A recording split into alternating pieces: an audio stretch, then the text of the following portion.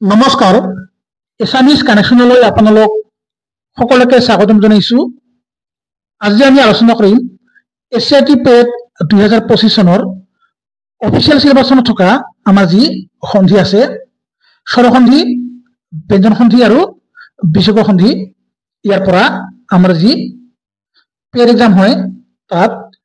2 নম্বৰটো আহিবই, কিন্তু তাৰ উপৰিও আমাৰ যি প্ৰত্যয় আছে, যি আমাৰ উপসৰ্গ আৰু অনুসৰ্গ আছে,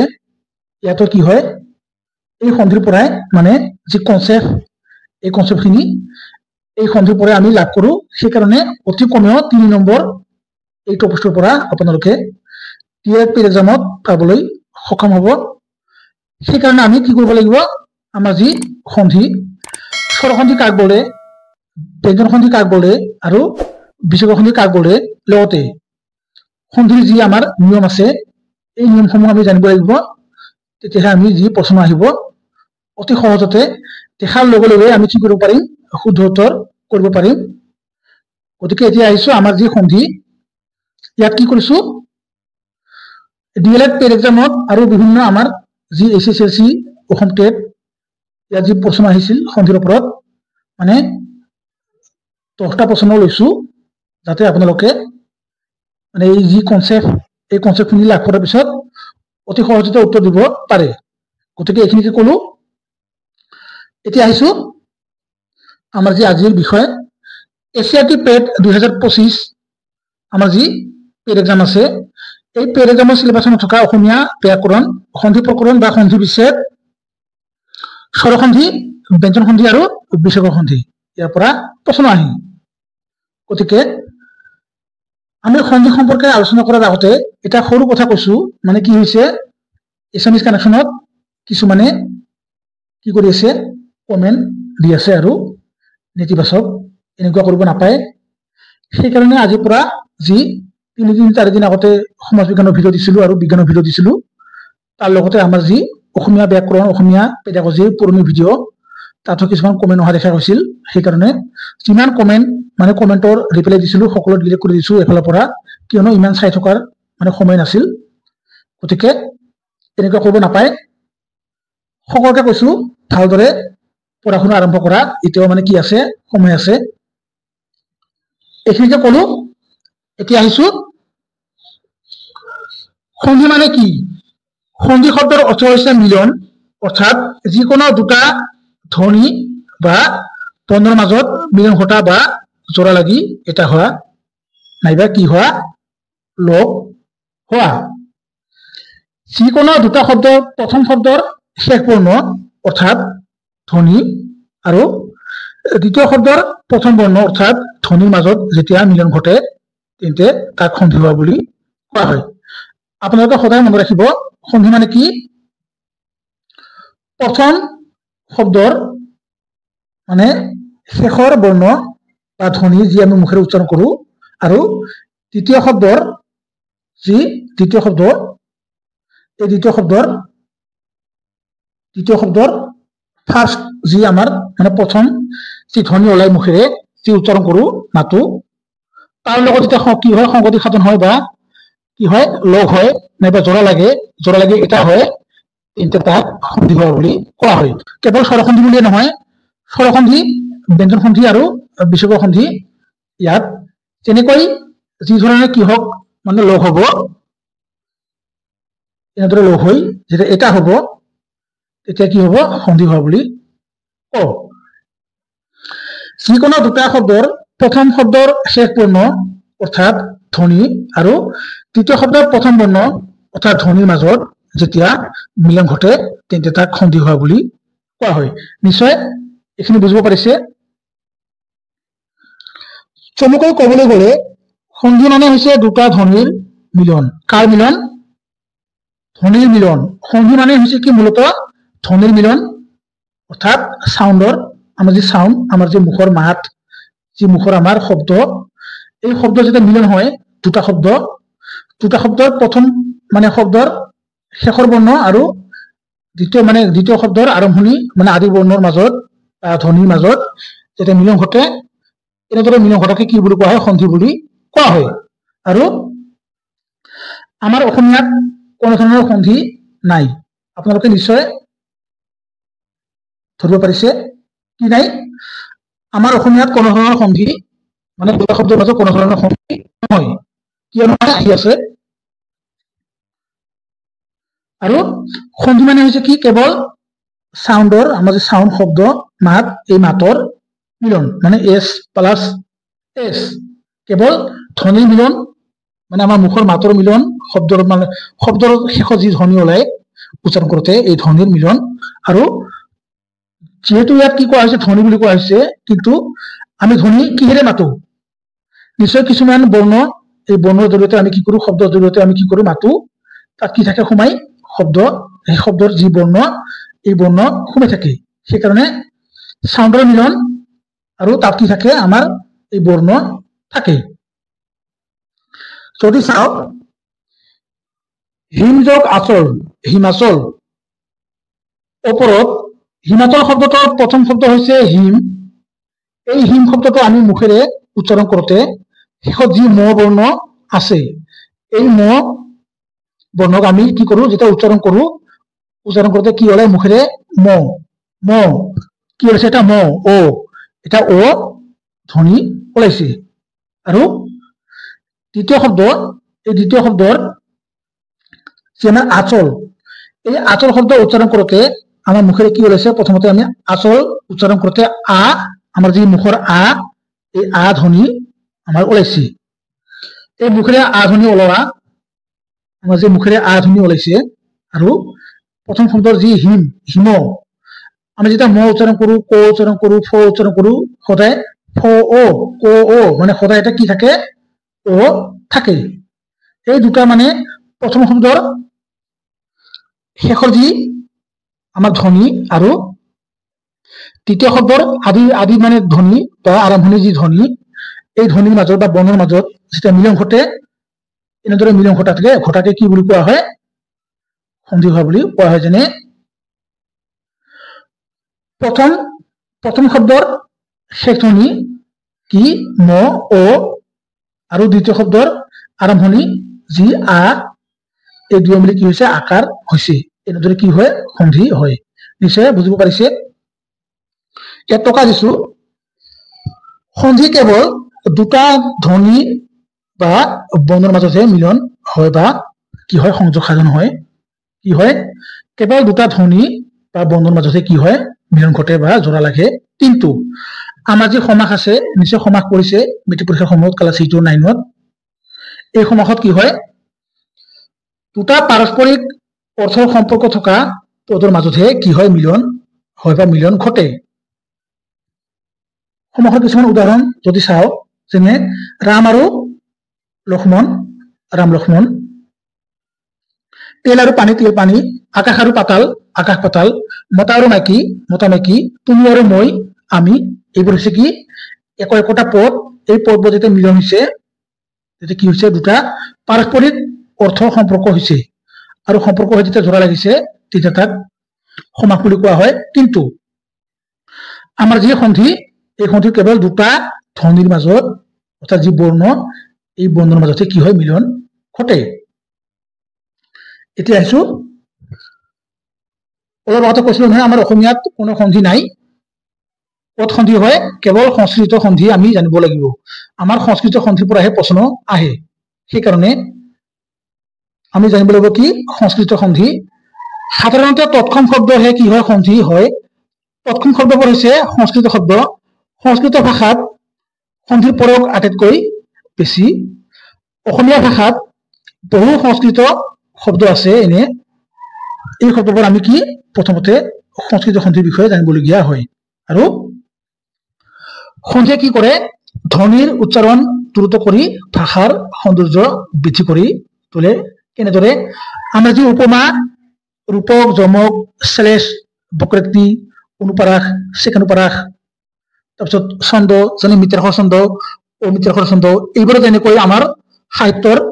আমাৰ যি অসমীয়া গদ্য কবিতা, তাৰ যি সৌন্দৰ্য বৃদ্ধি কৰে, ঠিক সেইদৰে আমাৰ এই সন্ধিও কি কৰে? আমাৰ অসমীয়াত, আমাৰ যি সংস্কৃত ভাষা, এই ভাষাত কি কৰে? এই ভাষাৰ সৌন্দৰ্য বৃদ্ধি কৰি তুলি আৰু তোলাৰ লগতে কি কৰে দ্ৰুত কৰি উচ্চাৰণ দ্ৰুত কৰে আৰু ভাষাৰ সৌন্দৰ্য বৃদ্ধি কৰি তোলে সংস্কৃত সন্ধি যেনে দেৱ যোগ অসুৰ দেৱাসুৰ কেনেদৰে হৈছে আমি যেতিয়া দেৱ উচ্চাৰণ কৰিম তত একাৰ দে আৰু ওয়াব কি হয় দেৱ কিন্তু দেৱ আমি যেতিয়া ওয়াব উচ্চাৰণ কৰিম দেৱ ও উচ্চাৰণ হৈছে ও যোগ প্ৰথম শব্দৰ শেষৰ ও আৰু দ্বিতীয় শব্দৰ আৰম্ভণি ও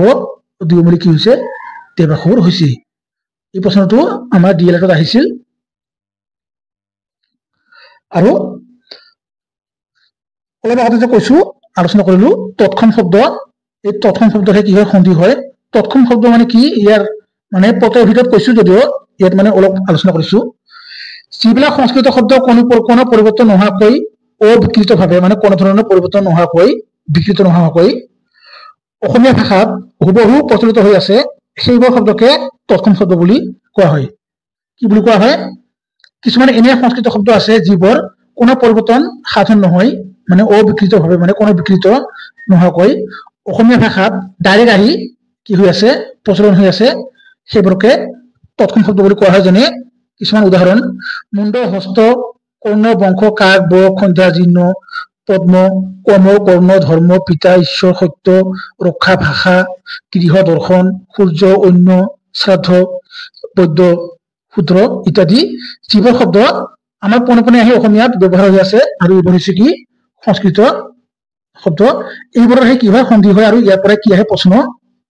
আহে আৰু আমি কি কৈছিলো অসমীয়াত কোনো সন্ধি নহয় কিয় নহয় অসমীয়া হৈছে কি আমাৰ যি শব্দ আছে তৎ শব্দ এই শব্দৰ কোনো ধৰণৰ সন্ধি নহয় আপোনালোকে লিখি লওক আমাৰ অসমীয়াত কোনো ধৰণৰ সন্ধি নাই অৰ্থাৎ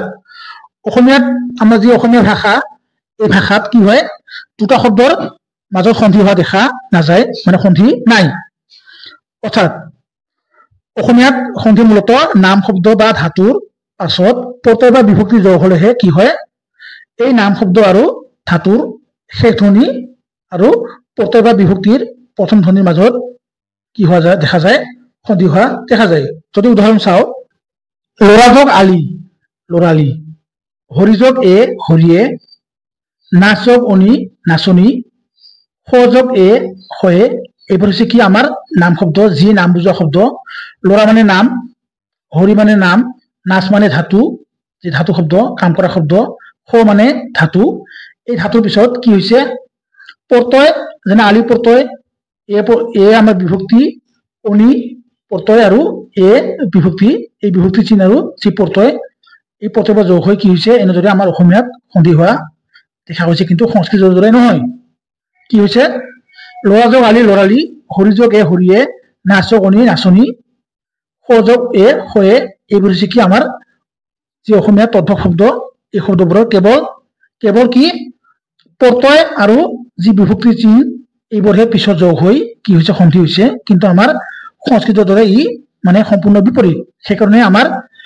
তদ্ভৱ শব্দৰ কোনো ধৰণৰ সন্ধি নহয় কেৱল বিভক্তি বা প্ৰত্যয় চিহ্ন যোগ হয়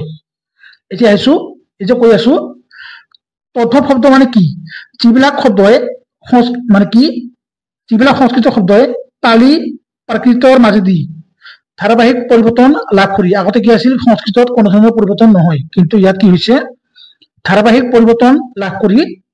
আমাৰ অসমীয়াত কি হৈ আছে ব্যৱহাৰ হৈ আছে সেইবোৰকে তদ্ভৱ শব্দ বুলি কোৱা হয় যেনে মূৰ চকু কাণ নাক হাত কঁকাল বুকু নেমু আম কল জাম মাছ ৰাতি পুঠি মাটি কপাহ ধান গছ কুকুৰ গৰু হাতী নেউল ভালুক এইবোৰ গাই এইবোৰ হৈছে কি একোটা তদ্ভৱ শব্দ আৰু এইবোৰৰ কোনো ধৰণৰ সন্ধি নহয় কেৱল যি আমাৰ এইবোৰ হৈছে কি নাম শব্দ আৰু কাম কৰা শব্দ এইবোৰ শব্দৰ পিছত কেৱল প্ৰত্যয় বা বিভক্তিহে যোগ হয় সেয়ে আমি আজি আলোচনা কৰিম প্ৰথমতে কি আমাৰ যি সংস্কৃত সন্ধি এই সংস্কৃত সন্ধিৰ পৰাহে কি আহে প্ৰশ্ন আহে আৰু আমাৰ যি অসমীয়া সন্ধি তাৰ পৰা প্ৰশ্ন মানে প্ৰায়ে নাহে গতিকে আমাৰ যি সংস্কৃত সন্ধি ই হৈছে তিনি প্ৰকাৰ যেনে স্বৰ সন্ধি ব্যঞ্জন সন্ধি আৰু বিসৰ্গ সন্ধি কেনেদৰে সন্ধি হয় আজি সম্পূৰ্ণ আলোচনা কৰিম অতি সহজ সৰলভাৱে যাতে আপোনালোকে অতি সহজতে মানে পেড এক্সামৰ দিনা 2 পৰা 3 নম্বৰ পায় কিয়নো আমাৰ যি প্ৰত্যয় এই প্ৰত্যয় ইয়াত কি আছে সোমাই আছে কিয়নো আমাৰ যি মানে প্ৰত্যয় আগত বহে পিছত বহে কেনেদৰে সন্ধি হয় সন্ধি জানিব লাগিলে আমাক প্ৰত্যয় জানিব লাগিব প্ৰত্যয় জানিব লাগিলে আমাক কি সন্ধিয়ে সহায় কৰিব গতিকে স্বৰসন্ধি যিকোনো দুটা স্বৰধ্বনিৰ ইয়াত স্বৰ যোগ মানে স্বৰ যোগ স্বৰ ইয়াৰ মাজত সন্ধি হলে কেৱল স্বৰ যোগ স্বৰ এই স্বৰধ্বনি আৰু স্বৰধ্বনিৰ মাজত যেতিয়া কি হয় সন্ধি হয় মানে দুটা মিলি এটা হয় তেন্তে তাক স্বৰসন্ধি বুলি কোৱা হয় স্বৰসন্ধিৰ নিয়মসমূহ তলত কি হৈছে আলোচনা কৰা হল আকৌ কৈছো সন্ধি মানে হৈছে কি কেৱল ধ্বনিৰ মিলন সাউণ্ডৰ মিলন দুটা সাউণ্ড মিলি যেতিয়া এটা হয় তাকে সন্ধি হোৱা বুলি কোৱা হয় আৰু সেই ধ্বনিত বৰ্ণ কমে থাকে যেনে নিয়ম 1 আমি যে আকাৰ পঢ়াও এই আকাৰ কেনেকৈ হয় ইয়াত মানে এটা নাইবা দুটা উদাহৰণ দিম আৰু বাকিখিনি আপোনালোকে নিজে চাই ল'ব কিয়নো বহুত দীঘল হ'ব প্ৰথম শব্দৰ শেষত যদি অ নাইবা আ ধ্বনিৰ উচ্চাৰণ হয় অৰ্থাৎ এনে বৰ্ণ থাকে আৰু তৃতীয় শব্দৰ আৰম্ভণিতে যদি অ নাইবা আ ধ্বনিৰ উচ্চাৰণ হয় অৰ্থাৎ এনে বৰ্ণ থাকে তেন্তে দুয়ো মিলি সদায় কি হয় আকাৰ হয় মানে প্ৰথম শব্দৰ শেষত অ নাইবা আ থাকিব লাগিব আৰু তৃতীয় বৰ্ণৰ মানে দ্বিতীয় শব্দৰ এই দ্বিতীয় শব্দৰ আৰম্ভণিত আদি বৰ্ণত মানে আদি যি বৰ্ণ এই বৰ্ণ যি সাউণ্ড কি থাকিব লাগিব অ নাইবা আ থাকিব লাগিব তেতিয়া কি হ'ব দুয়ো মিলি সদায় কি হ'ব আকাৰ হ'ব এই আকাৰ হ'ব এইখিনি আপোনালোকে লিখি ল'ব অ যোগ অ যোগ আ যোগ আ যোগ অ যেনেকৈ মানে কি হ'ব লগ হ'ব মিলন হ'ব সদায় কি হ'ব এই আকাৰ আ হ'ব কেনেকৈ হ'ব যেনে অ যোগ অ কি হৈছে আ হৈছে মানে আকাৰ হৈছে কেনেকৈ হৈছে যেনে নৰক যোগ অসুৰ নৰকাসুৰ আমি যেতিয়া নৰক উচ্চাৰণ কৰিম আমি যেতিয়া নৰক আমি যদি নৰক কি কৰো উচ্চাৰণ কৰো মুখেৰে কি হ'ব নৰক ক আমি শেষত কি পাইছো ক আমি ক উচ্চাৰণ কৰোতে কি পাম ক আৰু ও ও আমি যেতিয়া ক উচ্চাৰণ কৰিম খ উচ্চাৰণ কৰিম গ উচ্চাৰণ কৰিম সদায় মুখেৰে কি ওলাব এটা শেষত ও উচ্চাৰণ ওলাব এই ইয়াকে কোৱা হৈছে ও এই ও মানে প্ৰথম শব্দৰ যি শেষৰ যি বৰ্ণ কি যি মানে সাউণ্ড যি ধ্বনি ও ওলায় আৰু তৃতীয় শব্দৰ আৰম্ভণি যদি ও ওলায় মানে ও আমি যেতিয়া অসুৰ উচ্চাৰণ কৰিম ও সুৰ ও আৰু ও দুয়ো মিলি কি হৈছে সদায় আ হৈছে যেনে নৰকযোগ অসুৰ নৰকাসুৰ পুষ্পযোগ অঞ্জলি পুষ্পাঞ্জলি মানে তাৰপিছত দেৱযোগ অসুৰ দেৱাসুৰ পদযোগ অৰ্পণ পদাৰ্পণ তাৰপিছত স্বযোগ অধীন স্বাধীন হস্তযোগ অক্ষৰ হস্তাক্ষৰ চলযোগ অচল চলাচল লাভযোগ অলাভ লাভালাভ শতযোগ অব্দ শতাব্দ নীলযোগ অচল নীলাচল পৰযোগ অধীন পৰাধীন এইবোৰ কেনেকৈ হৈছে এইবোৰ হৈছে আমাৰ যি ও আমি প্ৰতিটো শব্দৰ শেষত কি পাইছো ও চল লাভ ও আমি যেতিয়া ত উচ্চাৰণ কৰিম সদায় ও পাম নীলযোগ উচ্চাৰণ কৰিলে ল উচ্চাৰণ কৰিলে আমি কি পাম ল পাম পৰ ৰ উচ্চাৰণ কৰিলে আমি কি পাম ৰ ও সদায় মুখৰে আমাৰ মুখে কি ওলাইছে এটা ও ওলাইছে এই ও আৰু দ্বিতীয় শব্দৰ আৰম্ভণি যি আদি বৰ্ণ যি ধ্বনি কি ওলাইছে ও ও ও ও ও তেতিয়া এই দুই লগ হৈ কি হৈছে চলাচল লাভালাভ নীলাচল স্বাধীন দেৱাসুৰ সদায় কি হৈছে আকাৰ হৈছে এইটো হৈছে ও আৰু আ বৰ্ণ মানে আ বৰ্ণ বা ধ্বনিৰ যেতিয়া মিলন হয় তেতিয়া কি হয় সদায় আকাৰ হয় এইখিনি মানে বেছিকৈ কলো কিন্তু বাকীখিনি নকওঁ কেৱল মানে এটা এটা কৰি কৈ যাম তাৰপিছত যদি ও আৰু আ হয় তথাপি কি হ'ব আকাৰ হ'ব যেনে হিমযোগ আলয় হিম আমি ম উচ্চাৰণ কৰোতে কি পাম ও মোৰ ভিতৰত কি আছে এটা ও আছে আৰু এই ও হিমযোগ আলয় আমি যেতিয়া উচ্চাৰণ কৰিম ম আৰু আ ইয়াৰ শেষত কি আছে আমি আলয় উচ্চাৰণ কৰোতে আমি কি পাম আ আলয় এই হিমযোগ আলয় দুয়ো মিলি কি হৈছে সদায় আকাৰ হৈছে কেনেকৈ হৈছে হিম হত ইকাৰ আৰু মানে হস্যইকাৰ আৰু যি তৃতীয় শব্দৰ আৰম্ভণিত কি আছে আ আছে মুখেৰে আ আলয় উচ্চাৰণ কৰোতে আমি আ পাইছো এই দুয়ো মিলি কি হৈছে সদায় আকাৰ হৈছে ঠিক সেইদৰে বাকীখন যদি চাওঁ পৰমযোগ আনন্দ পৰমানন্দ, দেৱযোগ আলয় দেৱালয়, শুভযোগ আগমন শুভাগমন, হতযোগ আহত হতাহত, হতযোগ আশা হতাশা, মেঘযোগ আলয় মেঘালয়, বিবেকযোগ আনন্দ মানে বিবেকযোগ আনন্দ বিবেকানন্দ, ৰত্নযোগ আকৰ আকৰ ৰত্নাকৰ, শৃংখলযোগ আবদ্ধ শৃংখলাবদ্ধ, এনেদৰে অ আৰু আ যোগ হৈ কি হৈছে আকাৰ হৈছে। ঠিক সেইদৰে আ আৰু আ যদি যোগ হয় মানে দুটা আ যোগ হলে কি হয় আকাৰ হয়। কেনেদৰে হয়, যেনে আমি মহা, আমি যে মাতো মহা, এই মহা মহা শব্দৰ যি মানে শেষৰ ধ্বনি মহা আ ওলাইছে, মহা মহ আৰু আ, এই মহা আ ওলাইছে আৰু দ্বিতীয় শব্দৰ আৰম্ভণি কি আছে আ, দুই মিলি কি হৈছে আকাৰ হৈছে। কি হৈছে আকাৰ, যেনে মহাযোগ আশয় মহাশয়, কাৰাযোগ আগাৰ কাৰাগাৰ, গৱেষণা যোগ আগাৰ গৱেষণাগাৰ, সদাযোগ আনন্দ সদানন্দ, উমাযোগ আনন্দ উমানন্দ, মহাযোগ আলয় মহালয়, মন্ত্ৰণাযোগ আলয় মন্ত্ৰণালয়, বিদ্যাযোগ আলয় বিদ্যালয়, এইবোৰ হৈছে কি আ আৰু আ যোগ হৈ আকাৰ হয়। ঠিক সেইদৰে যদি আ প্ৰথমতে যদি আ থাকে আকাৰ থাকে আৰু তৃতীয় শব্দৰ আৰম্ভণি যদি কি থাকে অ থাকে তথাপিও কি হয় আকাৰ হয় আ হয়। যেনে যাত্ৰা যোগ অভিনয়, আমি যেতিয়া যাত্ৰা উচ্চাৰণ কৰিম যাত্ৰা আ আ আৰু তৃতীয় শব্দৰ আৰম্ভণি কি আছে অ আছে, বুলি কি হৈছে যাত্ৰা যোগ অভিনয় যাত্ৰা অভিনয়, কেনেদৰে হৈছে আ আৰু অ যোগ হয়। যেনে সীমাযোগ অন্ত সীমান্ত, আশাযোগ অতীত আশাতীত, আশাযোগ অনুৰূপ আশানুৰূপ, বিদ্যাযোগ অলংকাৰ বিদ্যালংকাৰ, বিদ্যাযোগ অৰ্ণৱ বিদ্যাৰ্ণৱ, এইবোৰ হৈছে কি আ আৰু অ যোগ হৈ এইবোৰ হৈছে। তাৰপিছত নিয়ম 2, আমি যে কি কৰো দীৰ্ঘিকাৰ ব্যৱহাৰ কৰো কোনো বাক্য যেতিয়া শব্দ লিখো, এই দীৰ্ঘিকাৰ কেনেকৈ হয় একেই। প্ৰথম শব্দৰ শেষত যদি হ্ৰস্বই নাইবা দীৰ্ঘই উচ্চাৰণ হয়, অৰ্থাৎ এই হ্ৰস্বইকাৰ নাইবা দীৰ্ঘিকাৰ থাকে আৰু তৃতীয় শব্দৰ আৰম্ভণি যদি কি থাকে, তৃতীয় শব্দৰ আৰম্ভণিতে যদি কি থাকে হ্ৰস্বইকাৰ নাইবা দীৰ্ঘিকাৰ থাকে, তেন্তে দুই মিলি সদায় কি হয় দীৰ্ঘিকাৰ হয়। এইখিনি আপোনালোকে ভালদৰে চাব। যেনে হ্ৰস্বই যোগ হ্ৰস্বই হ্ৰস্বই যোগ দীৰ্ঘই, দীৰ্ঘই যোগ দীৰ্ঘই আৰু দীৰ্ঘই যোগ হ্ৰস্বই, এইবোৰৰ মাজত সন্ধি হলে সদায় কি হয় হ্ৰস্বইকাৰ হয়। কেনেকৈ হয়, যেনে হ্ৰস্বই যোগ হ্ৰস্বই, যেনে অভিযোগ ইষ্ট অভিষ্ট, কেনেদৰে হৈছে অভি, আমি যেতিয়া অভি বুলি মাতিম অভি সদায় কি ওলাইছে ই, এই ই আৰু এই যে ইষ্ট কি ওলাইছে সদায় ই, এই দুই মিলি কি হৈছে অভিষ্ট। যেনে প্ৰতিযোগ ইতি প্ৰতিযোগ ইতি, প্ৰতি প্ৰতি উচ্চাৰণ কৰোঁতে আমি কি পাম হ্ৰস্বই পাম আৰু ইতি উচ্চাৰণ কৰোঁতে আমি কি পাম প্ৰথমতে হ্ৰস্বই পাম, শেষৰ হ্ৰস্বই আৰু দ্বিতীয়ত কি হয় দ্বিতীয় প্ৰথমত হ্ৰস্বই, দুই মিলি কি হৈছে প্ৰতিতি। যেনে অতিযোগ ইন্দ্ৰ অতীন্দ্ৰ, এইবোৰ কেনেকৈ হৈছে হ্ৰস্বই আৰু হ্ৰস্বই মানে শেষত আৰু আৰম্ভণিত লগ হৈ কি হৈছে এইবোৰ হৈছে। তাৰপিছত হ্ৰস্বই আৰু দীৰ্ঘই যদি যোগ হয় তথাপিও কি হব সদায় দীৰ্ঘিকাৰ হব। কেনেদৰে হব, যেনে পৰিযোগ ইচ্ছা পৰীক্ষা, ইয়াত যদি আমি চাওঁ পৰি উচ্চাৰণ কৰোঁতে কি পাইছো সদায় হ্ৰস্বই পাইছো আৰু দ্বিতীয় শব্দৰ আৰম্ভণি কি পাইছো দীৰ্ঘই পাইছো, দুই মিলি কি হৈছে পৰীক্ষা। তাৰপিছত বাকীখিনি এনেদৰে হৈছে, যেনে প্ৰতিযোগ ইচ্ছা প্ৰতীক্ষা, অধিযোগ ঈশ্বৰ অধীশ্বৰ, ক্ষিতিযোগ ইশ ক্ষিতীশ, গিৰিযোগ ইশ গিৰীশ, এইবোৰ হৈছে কি আমাৰ এই হ্ৰস্বই আৰু দীৰ্ঘই লগ হৈ হৈছে। ঠিক সেইদৰে দীৰ্ঘই আৰু দীৰ্ঘই যদি যোগ হয়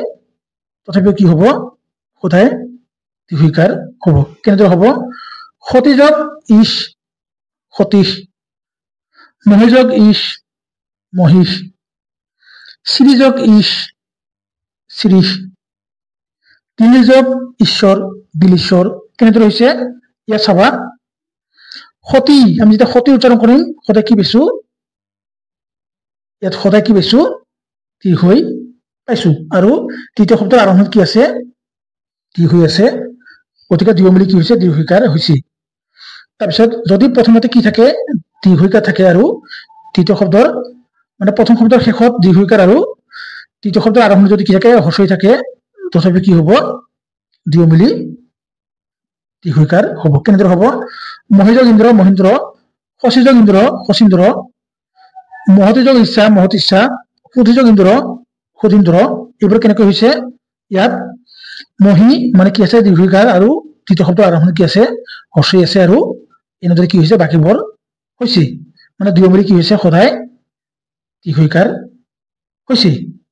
একাৰ আমি কেনেদৰে কি কৰো বাক্যত লিখো বা বহাও। প্ৰথম শব্দৰ শেষত যদি অ নাইবা আ ধ্বনিৰ উচ্চাৰণ হয় মানে এই বৰ্ণ থাকে, আৰু তৃতীয় শব্দৰ আৰম্ভণি যদি কি থাকে হস্ৰই আৰু দীৰ্ঘই ধ্বনিৰ উচ্চাৰণ হয় মানে এই বৰ্ণ থাকে, তেনেহ'লে দুয়ো মিলি কি হয় সদায় একাৰ হয়। এইখিনি আমি মনত ৰাখিব লাগিব। যেনে অ যোগ হস্ৰই, অ যোগ দীৰ্ঘই, আ যোগ হস্ৰই, আ যোগ দীৰ্ঘই, এইবোৰৰ মাজত সন্ধি হলে কি হয় সদায় একাৰ মানে প্ৰাধান্য পায়। কেনেদৰে পায় যদি চাওঁ, দেৱজল ইন্দ্ৰ দেৱেন্দ্ৰ, নৰজল ইন্দ্ৰ নৰেন্দ্ৰ, গজজল ইন্দ্ৰ গজেন্দ্ৰ, এইবোৰ হৈছে কি আমাৰ অ আৰু হস্ৰই যোগ হৈ একাৰ হোৱা উদাহৰণ। কেনেদৰে হৈছে, যদি আমি দেৱজল ইন্দ্ৰ আমি দেৱ উচ্চাৰণ কৰোতে কি পাম দেৱ, আৰু ওয়াবৰ পিছত কি আছে ওয়াব, অ এই অ ওলাইছে, আৰু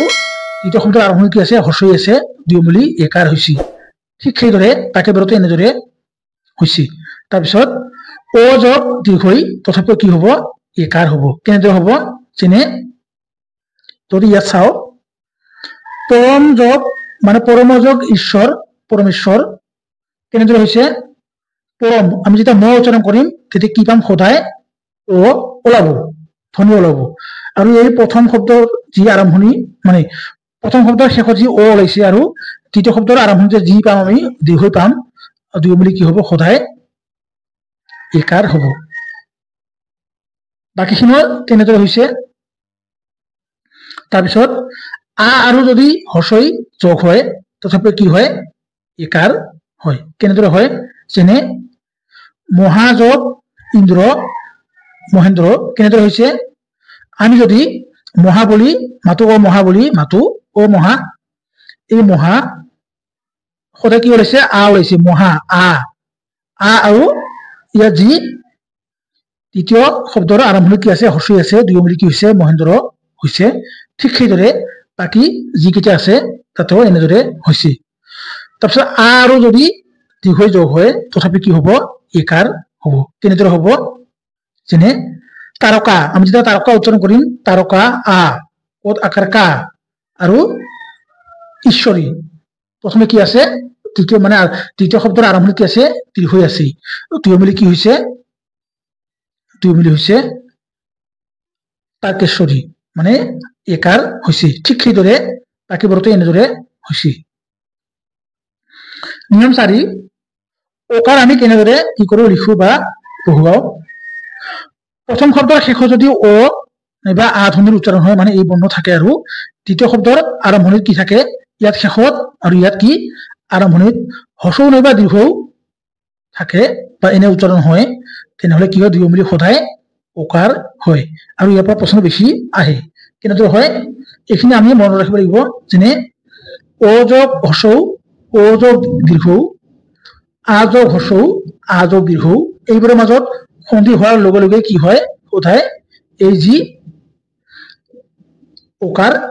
এই অকাৰ কি পায় প্ৰাধান্য পায়। এই অকাৰ কেনেদৰে পায়, যেনে অ যোগ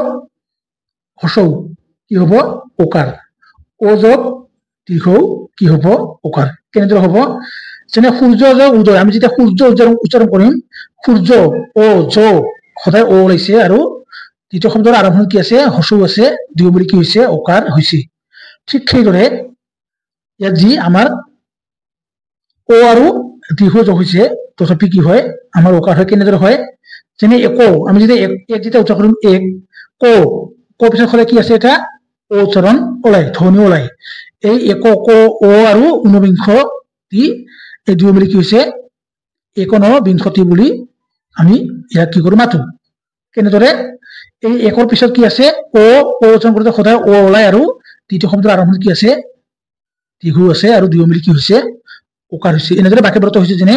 চন্দ্ৰ, হিত, স্নাতক, প্ৰশ্ন, এইবোৰ কি হৈছে এনেদৰে মিলি দুয়ো মিলি কি হৈছে অকাৰ হৈছে। এইখিনি আৰু বেছি নকওঁ কিয়নো বহুত দীঘল হব ভিডিঅটি। যদি আ আৰু হস্ৰ যোগ হয় তথাপি কি হয় অকাৰ হয়। কেনেদৰে হয়, এই আগৰ দৰে যেনে মহা, অ মহা, এই মহা আমি যেতিয়া মহা বুলি মাতো মহাৰ পিছত কি আছে সদায় আমি উচ্চাৰণ কৰোতে আ মুখেৰে ওলাই, আৰু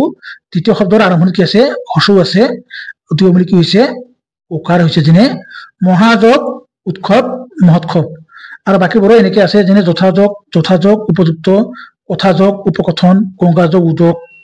তাৰপিছত আমাৰ যি আ আৰু যদি দীৰ্ঘ লগ হয় তথাপিও কি হ'ব আমাৰ যি ওকাৰ এই ওকাৰ হ'ব যেনে গংগা আমাৰ যি গংগা এই গংগা আ আৰু দ্বিতীয় শব্দৰ আৰম্ভণিত কি আছে দীৰ্ঘ এই দুয়মূলী কি হৈছে গংগা যোগ উৰ্মি গংগৰ্মী কেনেদৰে হৈছে ওকাৰ হৈছে এতিয়া আহিছো নিয়ম 5 আমাৰ যি হ্ৰস্ব আৰু দীৰ্ঘ আছে এই দীৰ্ঘকাৰ কেনেদৰে হয় প্ৰথম শব্দৰ শেষত যদি হ্ৰস্ব নাইবা দীৰ্ঘ ধ্বনিৰ উচ্চাৰণ হয় মানে এই বৰ্ণ থাকে আৰু মানে যি আমাৰ ওকাৰ আৰু দীৰ্ঘকাৰ থাকে আৰু তৃতীয় শব্দৰ আৰম্ভণি যদি কি থাকে হ্ৰস্ব নাইবা দীৰ্ঘ ধ্বনিৰ উচ্চাৰণ হয় বা এনে বৰ্ণ থাকে তেনেহলে দুয়মূলী সদায় কি হয় এই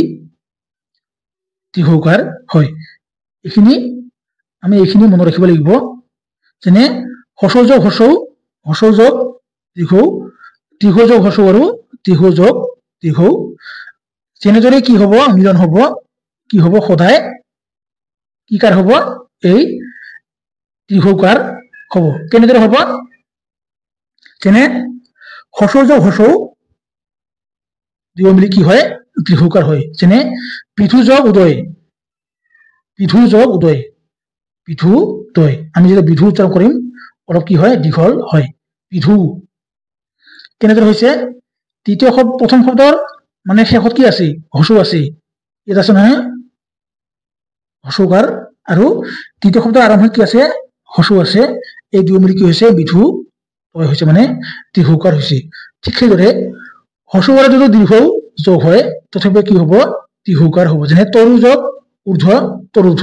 কেনেদৰে হৈছে ইয়াত যি হ্ৰস্ব আছে মানে সদায় কি আছে হ্ৰস্বকাৰ আৰু ইয়াত যি প্ৰথম দ্বিতীয় শব্দৰ আৰম্ভণিত কি আছে ইয়াত দীৰ্ঘ আছে আৰু দুয়মূলী কি হৈছে তৰুধ্ব হৈছে ইয়াত যি তৰুধ্ব এইটো মানে কি মোবাইলত এনেকে দিয়া নাযায় টাইপতে দিয়া নাযায়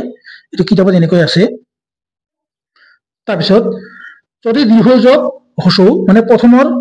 প্ৰথম শব্দৰ শেষত যদি কি থাকে দীৰ্ঘ থাকে আৰু তৃতীয় শব্দৰ আৰম্ভণিত যদি কি থাকে হ্ৰস্ব থাকে তথাপি কি হ'ব দীৰ্ঘকাৰ হ'ব কেনেদৰে হ'ব পধু আমি যেতিয়া বধু উচ্চাৰণ কৰিম অলপ দীঘলকৈ উচ্চাৰণ কৰিব লাগে পধু যোগ উৎসৱ শেষত দ্বিতীয় শব্দৰ আৰম্ভণিত কি আছে হ্ৰস্ব আছে আৰু প্ৰথম শব্দৰ শেষত আছে কি দীৰ্ঘ দুয়মূলী কি হৈছে পধুৎসৱ হৈছে ঠিক সেইদৰে এইটো হৈছে আৰু যদি আমাৰ কি থাকে যদি দুয়োটাই কি থাকে দীৰ্ঘ আৰু দীৰ্ঘ থাকে তথাপিও কি হ'ব দীৰ্ঘকাৰ হ'ব যেনে ভূ যোগ ঊৰ্ধ্ব পূৰ্ধ এতিয়া আহিছো নিয়ম 6 আমি যে ৰেফ ব্যৱহাৰ কৰো এই ৰেফ কেনেকৈ হয় প্ৰথম শব্দৰ শেষত যদি অ নাইবা আ ধ্বনিৰ উচ্চাৰণ হয় অৰ্থাৎ এই বৰ্ণ মানে থাকে বা বহে আৰু তৃতীয় শব্দৰ আৰম্ভণিত যদি আমাৰ যি ৰি থাকে তেন্তে দুয়মূলী কি হয় সদায় ৰেফ হয় আৰু এই ৰিৰ পিছত যি বৰ্ণ এই বৰ্ণটো ওপৰলৈ উঠি গৈ কি হয় ৰেফ হয় আৰু ইয়াত যি ৰেফ দিছো ইয়াত মোবাইলত মানে দিয়া নাযায় আচলতে ৰেফ হয় এনেকেই কিন্তু ইয়াত দিছো এনেকেই যদি চাও অ যোগ যি আমাৰ ৰেফ হয় যেনে দেৱ যোগ ঋষি আমি যেতিয়া দেৱ উচ্চাৰণ কৰিম আগৰ দৰে অ ওলাব আৰু ঋষি আমি যেতিয়া উচ্চাৰণ কৰিম আমি ৰি ওলাব দুয়মূলী কি হৈছে দেৱৰ্ষি হৈছে তাৰপিছত সপ্তৰ্ষি এনেদৰে হৈছে ঠিক সেইদৰে আ যোগ ৰি তথাপিও কি হয় ৰেফ হয় কেনেদৰে হয় ৰাজা যোগ ঋষি ৰাজৰ্ষি কেনেদৰে হৈছে আমি যেতিয়া ৰাজা বুলি মাতিম ৰাজা যা আ ওলাইছে আৰু দ্বিতীয় শব্দৰ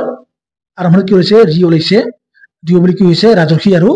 ওপৰত গৈ ৰেফ হৈছে এনেদৰে ওপৰত উঠি গৈছে ঠিক সেইদৰে মহাযোগ ঋষি মহৰ্ষি এইটো এনেদৰে হৈছে নিয়ম 7 আৰ্ক কেনেকৈ হয় আমি যে আৰ্ক বুলি উচ্চাৰণ কৰো মানে শব্দৰ মাজত আৰ্ক বুলি আমি লিখো প্ৰথম শব্দৰ শেষত যদি অ নাইবা আ ধ্বনিৰ উচ্চাৰণ হয় মানে এই বৰ্ণ থাকে আৰু তৃতীয় শব্দৰ আৰম্ভণিত কি হয় যদি ৰিত এই পদ আমাৰ যি পদ এই পদ থাকে পদ মানে কি আমাৰ বিশেষণ সৰ্বনাম বিশেষণ এই পদবোৰ থাকে তেনেহ'লে দ্বিয়মূলী কি হয় সদায় আৰ উচ্চাৰণ হয় কেনেদৰে হয় প্ৰথম শব্দৰ শেষত আ মানে প্ৰথম শব্দৰ শেষত আ নাইবা ও ধ্বনি থাকিব লাগিব আৰু দ্বিতীয় শব্দৰ আৰম্ভণিত কি থাকিব লাগিব মানে পদ আৰ থাকিব লাগিব তেনেহ'লে ই দ্বিয়মূলী কি হ'ব মানে দ্বিতীয় শব্দৰ যি ৰিত এই ৰিত পদ থাকে দ্বিয়মূলী কি হয় আৰম্ভণিতে আৰ হয় কেনেদৰে হয় যেনে অ যোগ ৰিত আৰ কেনেদৰে হৈছে সীতা যোগ ৰিত সীতাৰ শক যোগ ৰিত শকাৰ এইবোৰ এনেদৰে হৈছে তাৰপিছত আ যোগ ৰিত আৰ ইয়াত আছিল অ শেষত মানে কি অ কেনেদৰে হৈছে আমি যেতিয়া ভক উচ্চাৰণ কৰিম ভক অ ক পিছত সদায় কি আছে অ আছে আৰু দ্বিতীয় শব্দ আৰম্ভত কি আছে ৰি আছে যি ৰিত এই ৰিত পদ আছে এই ৰিত পদ যোগ হৈ কি হৈছে ভকাত শকাত সীতাৰ এইবোৰ হৈছে যদি ইয়াত কি আছে আ আছে কৃষ্ণা আমি যেতিয়া কৃষ্ণ উচ্চাৰণ কৰিম মুখেৰে আ ওলাইছে আৰু দ্বিতীয় শব্দৰ আৰম্ভণিত কি আছে ৰিত আছে এই দ্বিয়মূলী কি হৈছে কৃষ্ণাৰ হৈছে সুধা যোগ ৰিত সুধাৰ নিয়ম 8 ঐকাৰ কেনেকৈ হয় আমি যে ঐকাৰ পঢ়ুৱাও প্ৰথম শব্দৰ শেষত যদি অ নাইবা আ ধ্বনিৰ উচ্চাৰণ হয় অৰ্থাৎ এই বৰ্ণ থাকে আৰু দ্বিতীয় শব্দৰ আৰম্ভণিতে যদি কি আমাৰ এ নাইবা ঐ এই ধ্বনিৰ উচ্চাৰণ হয় মানে এই বৰ্ণ থাকে তেনেহ'লে দ্বিয়মূলী সদায় কি হয় ঐকাৰ হয় এইখিনি লিখিব লাগিব মানে আপোনালোকে মনত ৰাখিব যেনে কি অ যোগ এ অ যোগ ঐ আ যোগ এ আৰু আ যোগ ঐ এইবোৰৰ মাজত যেনেকৈ মিলন হ'ব সদায় কি হ'ব এই ঐকাৰ হয় কেনেদৰে হয় অ যোগ এ ঐকাৰ যেনে জন যোগ এক জনৈক কেনেদৰে হৈছে আমি যেতিয়া জন বুলি মাতিম জন ন ন পিছত কি ওলাই এটা সদায় মুখেৰে ন তিনিটা ন অ ওলাই আৰু এই প্ৰথম শব্দৰ শেষত যি নৰ মানে তিনিটা নৰ অ ওলাইছে আৰু দ্বিতীয় শব্দৰ আৰম্ভণিত যি এক আমি এক উচ্চাৰণ কৰিছো এক উচ্চাৰণ কৰোঁতে কি পাইছো আমি ক আগত কি পাইছো এ পাইছো দ্বিয়মূলী কি হৈছে ঐকাৰ হৈছে ঠিক সেইদৰে হিত যোগ একি হিত একি এক যোগ এক মানে এক যোগ এক একৈক এইবোৰ হৈছে তাৰপিছত যদি অ আৰু ঐ উচ্চাৰণ হয় মানে যি বৰ্ণ থাকে তথাপি কি হয় ঐকাৰ হয় যেনে পৰমযোগ ঐশ্বৰ্য পৰমশ্বৰ্য মহাযোগ ঐক্য মহৈক্য মতযোগ ঐক্য মতৈক্য কেনেদৰে হৈছে আমি যি পৰম এই পৰম উচ্চাৰণ কৰিছো মোৰ পিছত সদায় অ ওলাইছে আৰু ত মত এই মতৰ পিছত সদায় কি ওলাইছে অ ওলাইছে আৰু দ্বিতীয় শব্দৰ আৰম্ভ কি আছে ঐ এই দ্বিয়মূলী কি হৈছে সদায় ঐকাৰ হৈছে তাৰপিছত যদি আ থাকে প্ৰথম শব্দৰ শেষত যদি আ থাকে আৰু দ্বিতীয় শব্দৰ শেষত আৰম্ভণিত যদি এ থাকে নাইবা প্ৰথম শব্দৰ শেষত যদি আ থাকে আৰু দ্বিতীয় শব্দৰ আৰম্ভণিত যদি কি থাকে ঐ থাকে তথাপি কি হ'ব এইবোৰ মানে ঐকাৰ হ'ব কেনেদৰে হ'ব তথা আমি যেতিয়া তথা বুলি কওঁ তথা আ ওলাইছে আৰু আ যোগ এ এই দ্বিয়মূলী কি হৈছে তথৈবচ আৰু এই প্ৰশ্নটো 2021 চনত আহিছিল পুৰণি প্ৰশ্ন চাইছো আ যোগ ঐ কি হ'ব ঐকাৰ হ'ব কেনেদৰে হ'ব আমি যেতিয়া মুখেৰে আ উচ্চাৰণ কৰি মহা এই মহাটো বাৰে বাৰে আহি আছে মহা যোগ ঐ মানে আমি যেতিয়া মহা বুলি উচ্চাৰণ কৰিছো আ ওলাইছে আৰু ঐ এই দ্বিয়মূলী কি হৈছে ঐকাৰ হৈছে যেনে মহাযোগ ঐৰাবত মহৈৰৱত কেনেদৰে হৈছে এই আ আৰু ঐ লগ হৈ সদায় কি হৈছে ঐকাৰ হৈছে এতিয়া হৈছে নিয়ম 9 ঔকাৰ কেনেকৈ হয় আমি যে ঔকাৰ পঢ়ুৱাও এই ঔকাৰ কেনেকৈ হয় প্ৰথম শব্দৰ শেষত আগৰ দৰেই যদি অ নাইবা আ ধ্বনিৰ উচ্চাৰণ হয় মানে এই বৰ্ণ থাকে আৰু দ্বিতীয় শব্দৰ আৰম্ভণিত কি হয় অ আৰু ঔ ধ্বনিৰ উচ্চাৰণ হয় ইয়াত কি আছে দুটা অ আছে এইটো অ প্ৰথম এইটো হৈছে মাজৰ থাকে মানে শেষৰ যি দ্বিতীয় তাৰপিছত এই ধ্বনিৰ উচ্চাৰণ হয় এনে বৰ্ণ থাকে তেনেহ'লে দ্বিয়মূলী কি হয় সদায় এই ঔকাৰ হয় কেনেদৰে হয় অ যোগ ও যোগ ঔ আ যোগ ঔ যেনেদৰে উচ্চাৰণ হ'ব সদায় লগ লাগিলে কি হয় ঔকাৰ হয় কেনেদৰে হয় কেনেকৈ হয় যেনে অ যোগ ও দ্বিয়মূলী কি হৈছে ঔকাৰ হৈছে যেনে জল যোগ ওকা জলৌকা আমি যেতিয়া জল উচ্চাৰণ কৰিম অ ওলাইছে ল ল উচ্চাৰণ কৰাৰ লগে লগে আমি কি অ মুখেৰে উচ্চাৰণ ওলাইছে আৰু ও এই দুয়ো মিলি কি হৈছে চলৌকা উচ্চাৰণ হৈছে ঠিক সেইদৰে ও যোগ ঔ যদি ও থাকে তথাপি ঔকাৰ ও থাকিলেও ঔকাৰ আৰ লগত ও থাকিলেও ঔকাৰ হয় কেনেকৈ হয় যেনে বনযোগ ঔষধ ঔষধি বনৌষধি মানে দন্ত্য উচ্চাৰণ কৰোঁতে ও পাওঁ আৰু দ্বিতীয় শব্দৰ আৰম্ভণি কি আছে ও আছে দুয়ো মিলি বনৌষধি হৈছে আযোগ ঔকাৰ দুয়ো মিলি কি হৈছে যেনে মহা এই মহাটো কিন্তু বাৰে বাৰে আহি আছে আৰু ই হৈছে মানে মনত ৰখা আটাইতকৈ সহজ মহা আ উচ্চাৰণ হৈছে আ উচ্চাৰণ কৰোঁতে মহা উচ্চাৰণ কৰোঁতে আ পাইছো আৰু তৃতীয় শব্দৰ আৰম্ভণি কি আছে ঔ আছে দুয়ো মিলি মহৌষধ বা মহৌষধি হৈছে নিয়ম 10 ইয়কাৰ কেনেকৈ হয় ইয়াত ইয়কাৰ যে দিছো এইটো আসলতে এনেকৈ মানে মোবাইলত দিয়া নাযায় ইয়কাৰ হৈছে এনেকৈ ইয়াত দিয়া নাযায় সেইকাৰণে ইয়াত বুজাবৰ কাৰণে দিছো প্ৰথম শব্দৰ শেষত যদি হস্ৰই নাইবা দীৰ্ঘই ধ্বনিৰ উচ্চাৰণ হয় মানে এই বৰ্ণ থাকে আৰু দ্বিতীয় শব্দৰ আৰম্ভণি যদি ও আ হস্ৰ আৰু এ ধ্বনিৰ উচ্চাৰণ হয় মানে এই বৰ্ণবোৰ থাকে তেনেহলে দুয়ো মিলি সদায় এই ইয়কাৰ হয় আমৰা যি জফলা বুলি কওঁ কেনেদৰে হয় হস্ৰই যোগ ও হস্ৰই যোগ আ দীৰ্ঘই যোগ ও হস্ৰই যোগ হস্ৰ আৰু হস্ৰই যোগ এ যেনেকৈ লগ হ'ব মিলন হ'ব সদায় যি ইয়কাৰ যি জফলা ইয়কাৰ আমি যে এনেকৈ বহুৱাও ই হয় কেনেদৰে হয় হস্ৰই যোগ ও আমি যদি যদি উচ্চাৰণ কৰো যদি সদায় মুখেৰে যদি উচ্চাৰণ কৰোঁতে ই ওলাইছে আৰু তৃতীয় শব্দৰ আৰম্ভত কি আছে ও আছে দুয়ো মিলি কি হৈছে 14পি অতি যোগ অধিক অত্যধিক মানে অতি উচ্চাৰণ লৈছে ও মানে অতি উচ্চাৰণ কৰোঁতে কি ওলাইছে ই ওলাইছে এই যে আমাৰ অতি উচ্চাৰণ কৰিছো এই অতি উচ্চাৰণ কৰোঁতে কি ওলাইছে ই ওলাইছে আৰু তৃতীয় শব্দৰ আৰম্ভত কি আছে ও মানে ও আছে অধিক দুয়ো মিলি কি হৈছে অত্যধিক হৈছে ঠিক সেইদৰে বাকীখিনিও এনেদৰে হৈছে আৰু ই যোগ আ যদি যোগ হয় হস্ৰই যোগ আ যোগ হলেও কি হয় আমাৰ যি আমাৰ কি ইয়কাৰ ই হয় কেনেদৰে হয় যেনে প্ৰতি যোগ আশা ইতি যোগ আদি এইবোৰ হৈছে কি এইবোৰ যোগ হৈ কি হৈছে প্ৰথমে প্ৰতি মানে ই আৰু দ্বিতীয় শব্দৰ আৰম্ভণি কি আছে আ আ দুয়ো মিলি কি হৈছে ইয়কাৰ হৈছে ঠিক সেইদৰে দীৰ্ঘই যোগ ও যদি যোগ হয় তথাপিও কি হ'ব ইয়কাৰ হ'ব কেনেদৰে হ'ব নদী আমি যেতিয়া নদী উচ্চাৰণ কৰিম ই দীৰ্ঘকাৰ হৈছে নদী যোগ অম্বু লুডম্বু আৰু হস্ৰই যদি আৰু হস্ৰই যোগ হস্ৰ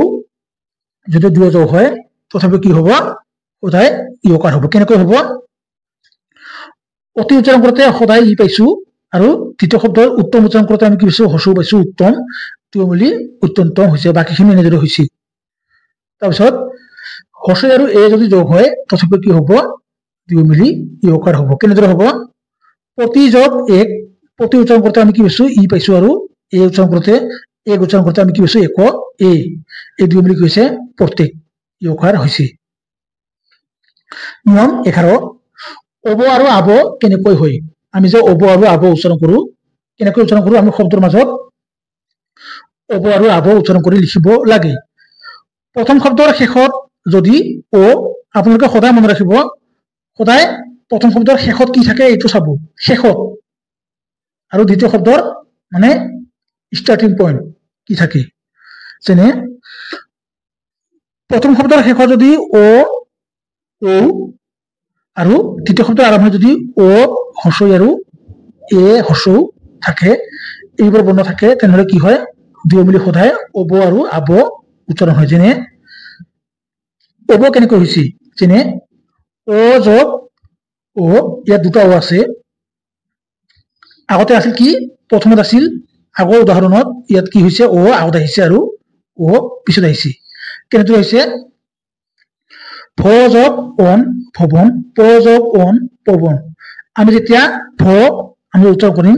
এই ভ উচ্চাৰণ কৰোঁতে আমি কি পাম ওকাৰ ভৰ পিছত আমি যেতিয়া ভ লিখো ভৰ পিছতহে কি হয় ওকাৰ আমি পঢ়ুৱাও আৰু এই ভৰ লগত যেতিয়া ও উচ্চাৰণ হৈছে মানে ওকাৰ উচ্চাৰণ হৈছে আৰু দ্বিতীয় শব্দৰ আৰম্ভণিত কি আছে ও আমাৰ যি অ ধ্বনি উচ্চাৰণ হৈছে এই দুই মিলি কি হৈছে সদায় ভৱন হৈছে মানে অব ভৱ অব যেনে ভৱন ভৱন উচ্চাৰণ কৰোঁতে কি পাম অব ভৱন পৱন প যোগ অন পৱন প যোগ অন প কেনেকৈ হৈছে প্ৰথমে প পাইছো প লিখোতে আমি কি পাম প লিখোতে আমি সদায় এই দ্বিতীয় মানে কি প পিছতহে আমি কি পাম অ ওকাৰ পাম এই প যোগ অন পৱন এনেদৰে হৈছে তাৰপিছত অ যোগ ই অব অ যোগ এ অব এনেদৰে হয় কেনেদৰে হয় ভ যোগ ই আমি যেতিয়া ভ উচ্চাৰণ কৰিম সদায় ওকাৰ শেষত পাম আৰু ই যেনে ইটা ভবিতা আৰু বাকীখিনিও এনেদৰে হৈছে যেনে গ যোগ এখনা গৱেষণা কেনেদৰে হৈছে আমি যেতিয়া গ উচ্চাৰণ কৰিম গত ওকাৰ হৈছে শেষত ওকাৰ ওলাইছে আৰু তৃতীয় শব্দৰ আৰম্ভণিত কি আছে এ আছে এই দুই মিলি কি হৈছে গৱেষণা তাৰপিছত ঔ আৰু অ যদি লগ হয় তেনেহ'লে কি হ'ব আব হ'ব আগত কি আছিল অব আছিল ইয়াত হ'ব কি আব আব কেনেকৈ হয় প যোগ অক পৌ যোগ অক ইয়াত কি আছে আমি যেতিয়া পৌ উচ্চাৰণ কৰিম পৰ পিছত কি পাম ঔকাৰ দিম পৌ যোগ অক পাবক ভৌ যোগ অক ভাবক কেনেদৰে হৈছে প্ৰথম শব্দৰ শেষত কি আছে ঔকাৰ আছে যেনে প যোগ ঔ পদ ঔকাৰ আৰু দ্বিতীয় শব্দৰ আৰম্ভণিত কি আছে অ মানে অ অক এই দুই মিলি পাবক হৈছে ভৌ যোগ অক ভাবক এনেদৰে হৈছে ঠিক সেইদৰে ঔ যোগ হস্ৰই আব কেনেদৰে হৈছে নৌ আমি যি নৌ উচ্চাৰণ কৰিম ন আমি যেতিয়া ন লিখিম তাৰপিছতে কি দিম ঔকাৰ দিম নৌ যোগ ইক নাবিক কেনেদৰে হৈছে নাবিক ইক হস্ৰই শেষত কি আছে হস্ৰই আছে আৰু দুই মিলি কি হৈছে আব উচ্চাৰণ হৈছে ঠিক সেইদৰে ঔ যোগ হস্ৰ যদি যোগ হয় তথাপিও কি হ'ব আব হ'ব যেনে ভত ঔকাৰ আৰু শেষত কি আছে দ্বিতীয় শব্দৰ হস্ৰ আছে দুই মিলি ভাবুক হৈছে এতিয়া আহিছো উয়াবত আকাৰ আৰু উয়াবত একাৰ কেনেদৰে হয় প্ৰথম শব্দৰ শেষত যদি হস্ৰৌকাৰ ধ্বনি উচ্চাৰণ হয় অৰ্থাৎ হস্ৰ বৰ্ণ থাকে আৰু দ্বিতীয় শব্দৰ আৰম্ভণি যদি কি থাকে অ এ নাইবা আ থাকে মানে এই বৰ্ণবোৰ থাকে মানে ধ্বনি উচ্চাৰণ হয় তো বুলি উয়াবত আকাৰ আৰু উয়াবত একাৰ হয় কেনেদৰে হয়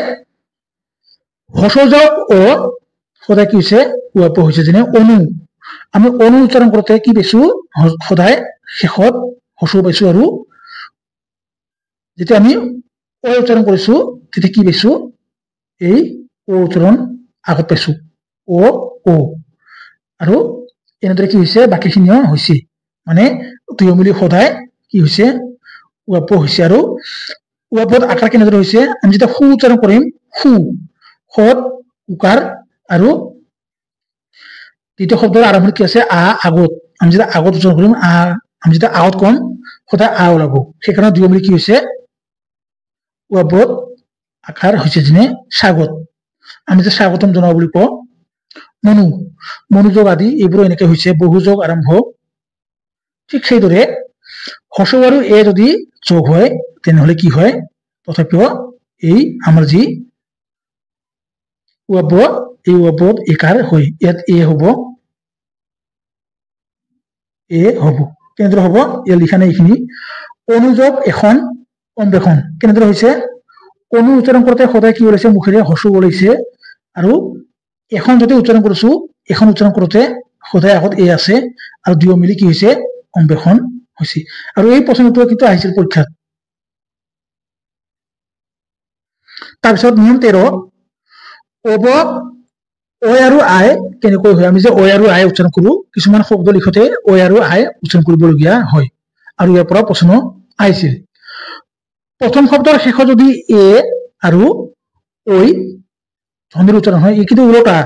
ই হৈছে উলটা একেবাৰে এই উলটা মানে বিপৰীত ইয়াত কি আছে আগত আহিছে প্ৰথম শব্দৰ শেষত যদি কি থাকে একাৰ আৰু ঐকাৰ ধ্বনিৰ উচ্চাৰণ হয় বা থাকে আৰু দ্বিতীয় শব্দৰ আৰম্ভণি যদি কি থাকে অ উচ্চাৰণ হয় এবাৰ অ বৰ্ণ থাকে তেনেহলে দুয়ো মিলি কি হয় ও হয় কেনেদৰে হয় যেনে নে যোগ অন নয়ন কেনেদৰে হৈছে আমি যেতিয়া ন উচ্চাৰণ কৰিছো প্ৰথম ইয়াত কোৱা হৈছে এ আৰু ঐ থাকিব লাগিব এ আৰু ঐ থাকিব লাগিব আৰু এই প্ৰশ্নটোৱে মানে ইয়াৰ পৰা প্ৰশ্ন আহিছিল আপোনালোকে পিছত যিখিনি প্ৰশ্ন সন্নিৱিষ্ট কৰিছো তাত চাব ইয়াত কি কোৱা হৈছে আপোনালোকে এইখিনি ভালদৰে চাব ইয়াৰ পৰা কিন্তু এইবাৰ প্ৰশ্ন আহিব পাৰে প্ৰথম শব্দৰ শেষত যদি এ থাকে ঐ থাকে আৰু মানে থাকে বা উচ্চাৰণ হয় ধ্বনিৰ উচ্চাৰণ হয় অৰ্থাৎ এই এনে বৰ্ণ থাকে আৰু দ্বিতীয় শব্দৰ আৰম্ভণি যদি ও থাকে মানে ও উচ্চাৰণ হয় অৰ্থাৎ এই ও বৰ্ণ থাকে তেন্তে দ্বিয়ম্বলী কি হয় ঐ আৰু আই হয় কেনেদৰে হয় আমি যদি নয়ন সন্ধি বিচ্ছেদ কৰো কেনেদৰে কৰিব লাগিব প্ৰথমে লিখিব লাগিব নে তেন্তে নত একাৰ আৰু পিছত কি দিব লাগিব অন দ্বিয়ম্বলী কি হ'ব নয়ন হ'ব কেনেদৰে হ'ব আমি দন্তান্ন লিখাৰ পিছতহে শেষত কি লিখিছো একাৰ লিখিছো একাৰটো অলপ আগত দিছো একাৰ লিখিছো কেনেদৰে লিখিছো দন্তান্ন আগত লিখিম প্ৰথমে লিখিম তাৰপিছতে আমি কি কৰিম দন্তান্নৰ পিছত একাৰ দিম তাৰপিছত দ্বিতীয় শব্দ কি পাম আমি অন মানে ও আছে ইয়াত কোৱা হৈছে দ্বিতীয় শব্দৰ আৰম্ভণি কি আছে ও আছে আৰু এনেদৰে কি হৈছে নয়ন হৈছে ঠিক সেইদৰে শয়ন ইয়াত নয়ন নহয় এতিয়া দুটা হৈ আছে শয়ন হ'ব নয়ন শয়ন তাৰপিছত যদি আমি যে কৈছো আ যদি কি হয় ইয়াত আই হয় কেনেদৰে হৈছে কৈ যোগ ওক নৈ যোগ ওক নায়ক গৈ যোগ ওক গায়ক বিনয় যোগ ওক বিনায়ক কেনেদৰে হৈছে প্ৰথম শব্দ আমি যেতিয়া গ লিখিম গ লিখাৰ পিছত আমি ঐকাৰ পঢ়ুৱাম তাৰপিছত নৈ লিখোতে আমি পিছতহে কি কৰিম নৈ লিখাৰ পিছতে আমি কি কৰিম ঐকাৰ পঢ়ুৱাই দিম আৰু দ্বিতীয় শব্দৰ আৰম্ভণি কি আছে ও থাকিব লাগিব ইয়াত কি কোৱা হৈছে ও থাকিব লাগিব ঐ থাকিলে কি হ'ব দুয়ো মিলি সদায় কি হ'ব আমাৰ যি আই এই আই উচ্চাৰণ হ'ব যেনে কৈ যোগ ওক গায়ক নাই যোগ ওক নৈ যোগ ওক নায়ক তাৰপিছত বিনয় যোগ ওক বিনায়ক কেনেদৰে হৈছে দ্বিতীয় শব্দৰ শেষত ও আছে আৰু প্ৰথম শব্দৰ আৰম্ভণিত ঐকাৰ আছে যেনে গৈ নৈ এইবোৰ আছে আৰু এইবোৰ দুয়ো মিলি কি হৈছে সদায় আই হৈছে নিয়ম 14 নিপাতনে সিদ্ধ সন্ধি মানে কিছুমান এনে সন্ধি আছে এই সন্ধিবোৰ সাধাৰণতে কোনো ধৰণৰ নিয়ম নাখাতে মানে নিজে নিজেই স্বাভাৱিকতে হয় তাকে কোৱা হয় কি নিপাতনে সিদ্ধ সন্ধি আৰু এই সন্ধিবোৰ আমাৰ যি নট্যবিধি আৰু সত্যবিধি ইতিমধ্যে আলোচনা কৰিছো এই নট্যবিধি আৰু সত্যবিধিত এইবোৰৰ ব্যৱহাৰ কি হয় প্ৰায় থকা দেখা যায় কেনেদৰে হৈছে স্বাভাৱিকতে হোৱা কিছুমান স্বৰসন্ধি আছে যেনে যিবোৰ কোনো নিয়ম নাখাতে মানে যিবোৰ সন্ধিত কোনো ধৰণৰ নিয়ম নাখাতে আৰু এই নট্যবিধি আৰু সত্যবিধিৰ নিয়মৰ দৰেই হয় এইবোৰ যেনে কবাস কবেন্দ্ৰ প্ৰহৌ ৰেখা উল্টা অক্ষৌহিণী শৈৰিণী সাৰংগ এনে আৰু কিছুমান কি আছে আমাৰ শব্দ আছে যিবোৰত কোনো ধৰণৰ সন্ধিৰ নিয়ম নাখাতে এইখিনি আছিল আমাৰ যি স্বৰসন্ধিৰ নিয়ম এতিয়া আমি আলোচনা কৰিম আমাৰ যি ব্যঞ্জন সন্ধি কেনেকৈ হয় ব্যঞ্জন ধ্বনি বা ব্যঞ্জন বৰ্ণ ব্যঞ্জন ধ্বনি আৰু স্বৰধ্বনি ব্যঞ্জন ধ্বনি আৰু ব্যঞ্জন ধ্বনি মানে দুয়োটাই একে একে আৰু স্বৰধ্বনিৰ লগত যেতিয়া আমাৰ ব্যঞ্জন ধ্বনি কি হ'ব মিলন ঘটিব মানে জোৰা লাগিব তেতিয়া তাক আমি কি বুলি কম ব্যঞ্জন সন্ধি হোৱা বুলি কম কেনেকৈ হ'ব এটা নহয় এটা আমাৰ ব্যঞ্জন বৰ্ণ থাকিবই লাগিব তেতিয়াহে কি হ'ব ব্যঞ্জন সন্ধি হ'ব কেনেকৈ যেনে দীৰ্ঘ ইয়াত কি আছে ও আছে এটা স্বৰবৰ্ণ আৰু যদি ইয়াত চাও উদ্যোগ গতি ইয়াত কি আছে দুয়োটাই ব্যঞ্জন বৰ্ণ আছে আৰু দুয়ো মিলি কি হৈছে ব্যঞ্জন সন্ধি হৈছে আৰু এইবোৰ কেনেকৈ হৈছে ইয়াৰ যি আমাৰ নিয়ম আছে এই নিয়মসমূহ আমি জানিলে এইখিনি গোটেই অতি সহজে কৰিব পাৰিম যদি চাও এক নম্বৰ নিয়ম ব্যঞ্জন ধ্বনিৰ লগত মানে ব্যঞ্জন বৰ্ণৰ লগত যেতিয়া স্বৰবৰ্ণৰ সন্ধি সাধন হয় তেতিয়া কি হয় সদায় প্ৰথম শব্দৰ শেষত থকা ক প্ৰথম চ ত আৰু প বৰ্গৰ প্ৰথম শাৰীৰ বৰ্ণ পৰিৱৰ্তন হৈ কি হয় তৃতীয় শাৰীৰ বৰ্ণলৈ ৰূপান্তৰিত হয় কেনেকৈ হয় ইয়াত যি অ প্ৰথম ছ প ত আৰু প এইবোৰ কি সদায় পৰিৱৰ্তন হৈ কি হ'ব তৃতীয় শাৰীত যেনে গ জ ড ত আৰু প লৈ পৰিৱৰ্তন হ'ব কেনেকৈ হ'ব যদি উদাহৰণ চাও দিগন্ত দিগন্ত ইয়াত কি আছে মানে প্ৰথম শব্দৰ যি আমাৰ ধ্বনি ই হৈছে কি ক দিক ক আৰু ইয়াত যি আমাৰ অন্ত ও আছে কি ও আছে এটা আমাৰ স্বৰবৰ্ণ এই স্বৰবৰ্ণ আৰু ব্যঞ্জন বৰ্ণ যেতিয়া কি হৈছে লগ হৈছে তেতিয়া কি হৈছে এই কটো পৰিৱৰ্তন সাধন হৈ সদায় গ হৈছে ইয়াত আপোনালোকে চালে গম পাব ক হয় গ প্ৰথম ছ হয় জ ট হয় ট আৰু ত হয় দ আৰু প হয় ব এইখিনি আপোনালোকে ভালদৰে মনত ৰাখিলে পৰীক্ষাত শুদ্ধ কৰিব পাৰিব আৰু বাকিখিনি আপোনালোকে কেনেদৰে হৈছে চাই হ'ব নিয়ম 2 ব্যঞ্জন ধ্বনিৰ লগত মানে ব্যঞ্জন বৰ্ণৰ লগত যদি ব্যঞ্জন ধ্বনিৰ মানে ব্যঞ্জন বৰ্ণৰ সন্ধি হয় তেনেহলে সেই আগৰ দৰেই প্ৰথম শব্দৰ শেষত থকা ক প্ৰথম ছ ত তাৰপিছত ত আৰু প বৰ্গৰ প্ৰথম শাৰীৰ বৰ্ণ পৰিৱৰ্তন হৈ কি হয় সদায় তৃতীয় শাৰীৰ বৰ্ণলৈ ৰূপান্তৰিত হয় কেনেকৈ যেনে উদযাপন আৰু বাকিখিনি আপোনালোকে চাই ল'ব কিয়নো ইয়াত আপোনালোকে দেখা পাইছে ইয়াত কোনো ধৰণৰ স্বৰবৰ্ণ নাই আৰু ইয়াত কি আছে ইয়াত স্বৰবৰ্ণ আছে অন্ত ইশ উপদেশ আশয় এইবোৰ হৈছে কি স্বৰবৰ্ণ কিন্তু ইয়াত কি কেৱল ব্যঞ্জন বৰ্ণ আৰু ব্যঞ্জন বৰ্ণৰ মাজত কি হৈছে সন্ধি হৈছে সেই কাৰণে কি হৈছে আগৰ দৰেই আমাৰ প্ৰথম শাৰীৰ বৰ্ণ তৃতীয় শাৰীৰ বৰ্ণলৈ পৰিৱৰ্তন সাধন হয় ঠিক সেইদৰে আৰু এটা আছে প্ৰথম শব্দৰ শেষত যদি মানে প্ৰথম বৰ্ণ থাকে প্ৰথম শব্দৰ শেষত ইয়াত দেখা পাইছে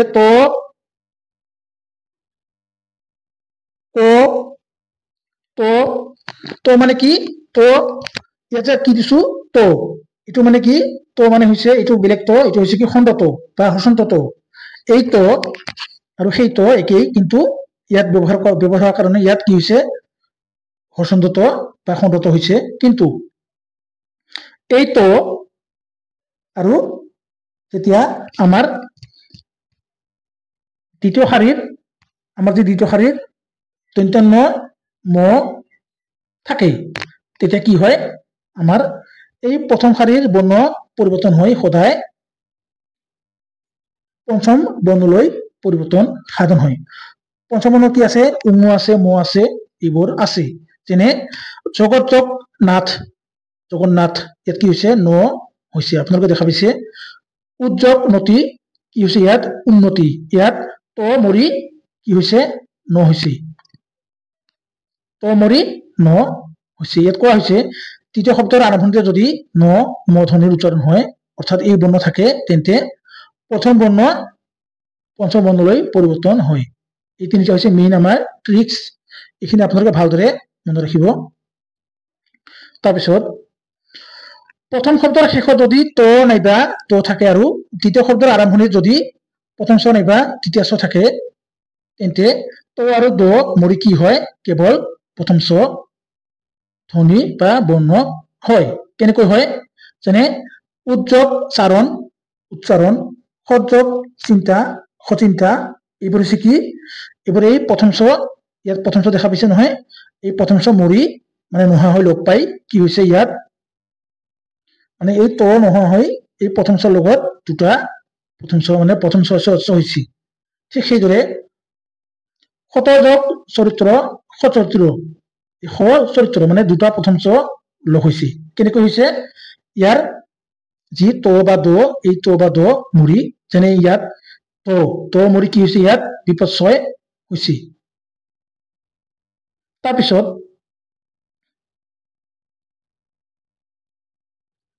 নিয়ম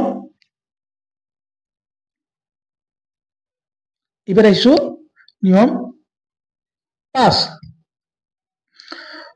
প্ৰথম শব্দৰ শেষত যদি তো নাইবা দ থাকে আৰু দ্বিতীয় শব্দৰ আৰম্ভণি যদি বৰ্গজ নাইবা ঝ থাকে তেন্তে সেই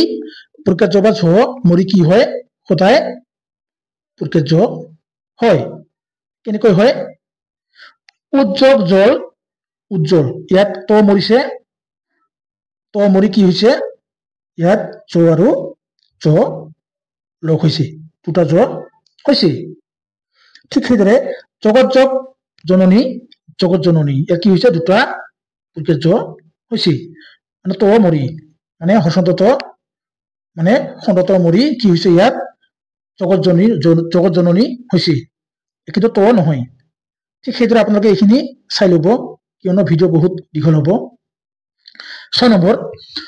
প্ৰথম শব্দৰ শেষত যদি দন্ত্য থাকে আৰু দ্বিতীয় শব্দৰ আৰম্ভণি যদি প্ৰকাৰ্য আৰু ছ থাকে তেন্তে প্ৰথম শব্দৰ শেষত থকা দন্ত্য ধ্বনি কি হয় মৰি যায় আৰু মৰি গৈ কি হয় নিয় হয় যেনে মহান যোগ জয় কি হ'ব এই দুটা মৰি দন্ত্য মৰি গৈছে আৰু এই যি আমাৰ প্ৰকাৰ্য এই প্ৰকাৰ্যৰ লগত কি হৈছে মহান জয় হৈছে আৰু বাকি এইটো আপোনালোকে চাই ল'ব প্ৰথম শব্দৰ শেষত যদি প্ৰথম ছ নাইবা দ্বিতীয় প্ৰথম ছ নাইবা প্ৰকাৰ্য থাকে আৰু দ্বিতীয় শব্দৰ আৰম্ভণি যদি দন্ত্য থাকে তেন্তে দ্বিতীয় শব্দৰ আৰম্ভণি থকা যি দন্ত্য ই কি হয় মৰি নিয় হয় কেনেদৰে হয় যেনে চাচ চক না আৰু এইখিনিতে এটা আপোনালোকক মানে সৰু কথা কৈছো ইয়াত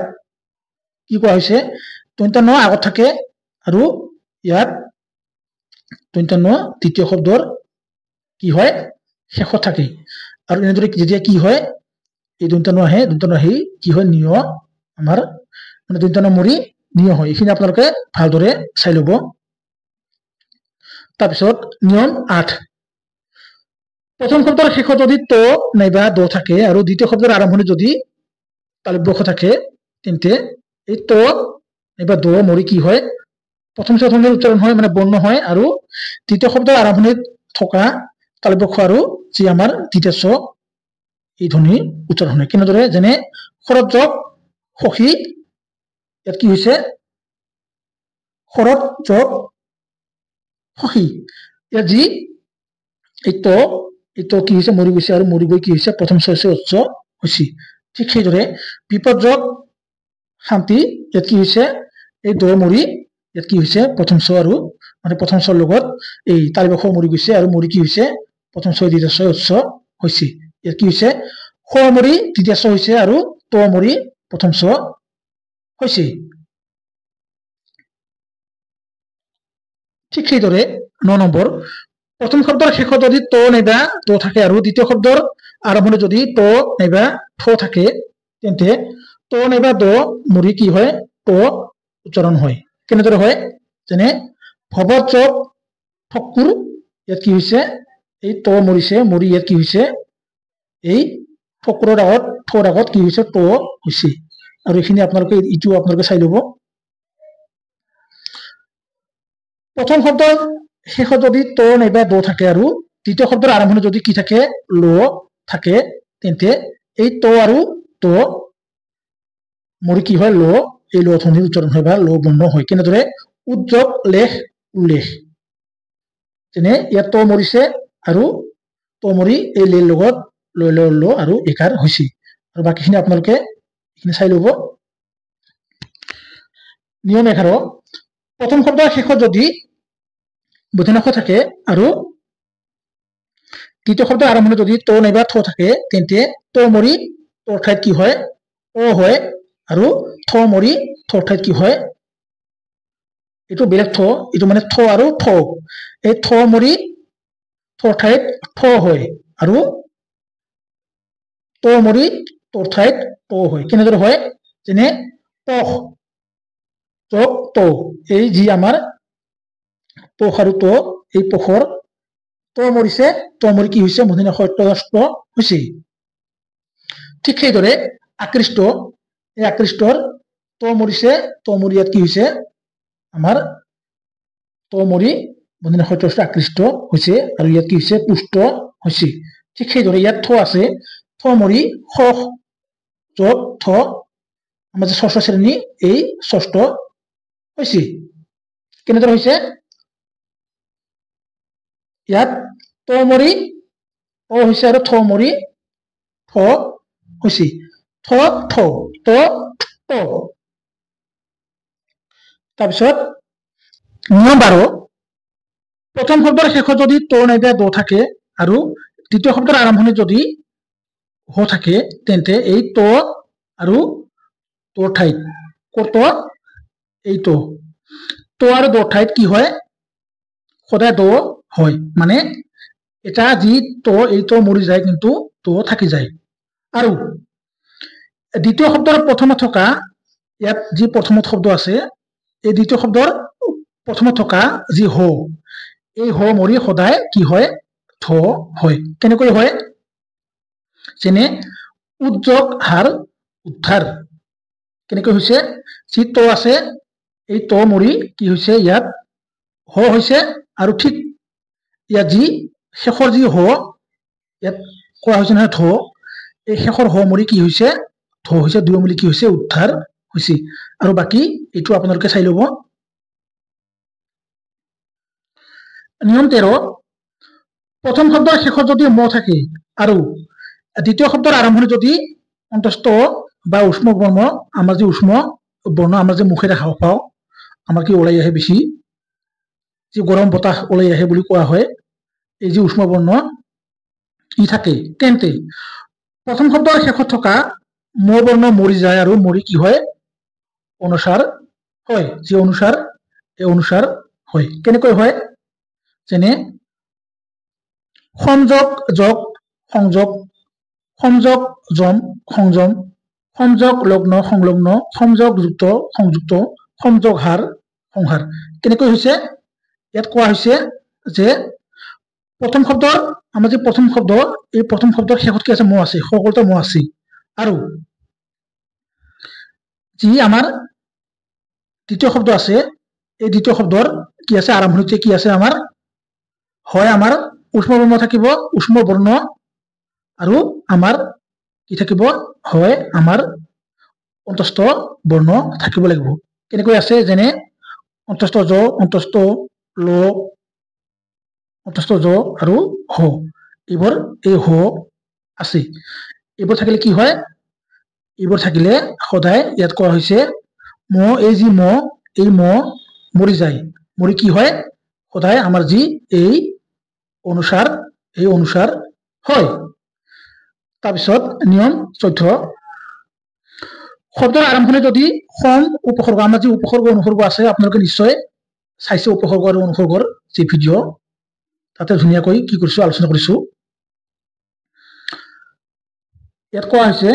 শব্দৰ আৰম্ভণিত যদি সম উপসৰ্গ থাকে আৰু তৃতীয় শব্দৰ আৰম্ভণিত যদি কাম কৰা আমাৰ যি কৃত প্ৰত্যয় আমি আলোচনা কৰিছো আমাৰ যি ধাতু শব্দ এই কাম কৰা কৃত কৰণ আৰু কাৰ এই কাৰ ধাতু থাকে তেন্তে প্ৰথম শব্দৰ শেষত থকা ম বৰ্ণ মৰি গৈ মানে মৰি যায় মানে লোপ হয় নোহোৱা হৈ যায় নোহোৱা হৈ কি হয় এই আকৌ অনুসাৰ হয় আৰু তৃতীয় শব্দৰ আৰম্ভণি থকা যি কৃত কৰণ আৰু কাৰ এই ধাতু যি কাম কৰা শব্দ এই ধাতুৰ লগত কি হয় সদায় তন্ত্য হয় কেনেকৈ হৈছে যেনে সংযোগ কৰণ সংস্কৰণ সংযোগকৃত সংস্কৃত আমাৰ যে সংস্কৃত ভাষা সংযোগকাৰ সংস্কাৰ এইবোৰ কেনেকৈ হৈছে এই যি আমাৰ নিয়ম এই নিয়মৰ মাজেৰে কি হৈছে আৰু এইখিনিতে আকৌ মানে কি চমুকৈ লিখিছো ধাতু মানে কি ধাতু মানে হৈছে কাম কৰিব পৰা কিছুমান শব্দ যি মূল শব্দ নিপাতনে সিদ্ধ ব্যঞ্জন সন্ধি স্বাভাৱিকতে মানে হোৱা মানে নিজে নিজে হয় এইবোৰৰ কোনো নিয়ম নাখাতে আৰু এইবোৰ আমাৰ যি নতবিধি আৰু শতবিধি আছে সেই নিয়মৰ দৰেই কি হয় যেনে এইখিনি আপোনালোকে চাই ল'ব ভাস্কৰ সৰহ পতঞ্জলি বৃহস্পতি আমাৰ যি বৃহস্পতিবাৰ এইখিনি আৰু বহলাই আলোচনা নকৰো এতিয়া আছো বিসৰ্গ সন্ধি বা বিসৰ্গ সন্ধি আমাৰ যি বিসৰ্গ আমি বিসৰ্গ বুলি কওঁ এই বিসৰ্গ সন্ধি প্ৰথম শব্দৰ শেষৰ বিসৰ্গ প্ৰথম শব্দৰ শেষত যদি আমি কি পাওঁ বিসৰ্গ পাওঁ এই বিসৰ্গৰ লগত স্বৰধ্বনিয়ে হওক নাইবা ব্যঞ্জন ধ্বনিয়ে হওক মানে ব্যঞ্জন বৰ্ণ হওক বা স্বৰবৰ্ণ হওক এই যদি কি হয় মিলন ঘটে মিলন ঘটি কি হয় যি পৰিৱৰ্তন সাধন হয় তেন্তে তাক কি বুলি কোৱা হয় বিসৰ্গ সন্ধি বুলি কোৱা হয় কেনেদৰে হয় প্ৰথম শব্দৰ শেষত যি আমাৰ এই বিসৰ্গ দেখা পাওঁ এই বিসৰ্গৰ লগত কি হয় যদি স্বৰধ্বনি মানে স্বৰবৰ্ণ আৰু ব্যঞ্জন ধ্বনি মানে ব্যঞ্জন বৰ্ণৰ মিলন ঘটে বা মিল হয় জোৰা লাগে আৰু জোৰা লাগে যি পৰিৱৰ্তন সাধন হয় মানে যি পৰিৱৰ্তন সংঘটিত হয় তেন্তে তাক বিসৰ্গ সন্ধি বুলি কোৱা হয় যেনে এইখিনি হৈছে ইয়াৰ উদাহৰণ যেনে তুষ যোগ গতি দুৰ্গতি তেজ যোগ মই তেজময় এইখিনি হৈছে কি উদাহৰণ এতিয়া আছো যি নিয়ম প্ৰথম শব্দৰ শেষত থকা যি বিসৰ্গ এই বিসৰ্গৰ লগত যদি দ্বিতীয় শব্দৰ আৰম্ভণিতে থকা প্ৰথম স্বৰ নাইবা দ্বিতীয় স্বৰ ধ্বনিৰ মাজত মিলন হয় মানে মিলন ঘটে তেন্তে সেই প্ৰথম শব্দৰ যি আমাৰ প্ৰথম শব্দ আছে এই প্ৰথম শব্দ থকা যি বিসৰ্গ ই মৰি কি হয় তালব্য হয় কেনেকৈ হয় যেনে নিশ্চয় ছয় নিশ্চয় তাৰপিছত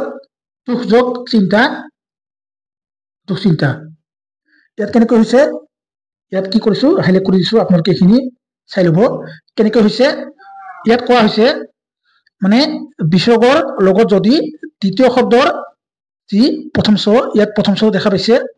নাইবা দ্বিতীয় স্বৰ কি হয় দ্বিতীয় স্বৰ মাজত ধ্বনিৰ মাজত মিলন ঘটে আৰু মিলন ঘটি এটা হয় তেন্তে সেই প্ৰথম শব্দ থকা যি বিসৰ্গৰ চিন এই চিনটো কি যায় মৰি গৈ কি হয় তালব্য হয় যেনে এইখিনি কলো নিয়ম 2 কিছুমান সজাত এই সজাত বিসৰ্গত কি হয় মানে কিছুমান কি এনেকুৱা আমাৰ শব্দ আছে যি সজাত মানে তিনিটা কি হয় শেষ হৈ যায় আৰু এই শেষ হোৱা কিছুমান ধ্বনিৰ লগত কেতিয়াবা কি হয় তৃতীয় শব্দৰ আৰম্ভণি থকা যি ধ্বনি বা বৰ্ণ যেনে ক খ ত ফ আৰু ব আদিৰ মিলন ঘটিলে কি হয় প্ৰথম শব্দৰ শেষত থকা যি বিসৰ্গ এই বিসৰ্গ মৰি গৈ মানে নোহোৱা হৈ গৈ কি হয় সদায় তিনিটা হয় যেনে যদি চাও পুৰ আমি যদি পুৰ আমি কি কৰো উচ্চাৰণ কৰো কি হবে পুৰষ যোগ কাৰ পুৰস্কাৰ মানে পুৰষ যোগ কাৰ পুৰস্কাৰ তাৰপিছত নমঃ যোগ কাৰ নমস্কাৰ যেনে পাশখ যোগ পুতি বাসপতি ঠিক বনস যোগ পতি বনস্পতি এইবোৰ হৈছে কি আমাৰ হৈছে আমাৰ এই বৰ্ণ কি বৰ্ণ যি আমাৰ সজাত বৰ্ণ মানে এই তৃতীয়ত শেষ হয় আৰু এইবোৰৰ লগত সদায় কি হয় আমাৰ এই মানে পুৰস্কাৰ নমস্কাৰ আমি তো নমস্কাৰ কওঁ বনস্পতি ভাস্কৰ এইবোৰ হয় কেনেকৈ হয় আকৌ এবাৰ কৈছো ক খ ত ফ আৰু প আদিৰ মিলন ঘটে কাৰ লগত এই সজাত বিসৰ্গৰ মানে সজাত বিসৰ্গত যি শেষ হয় এই শেষ হোৱা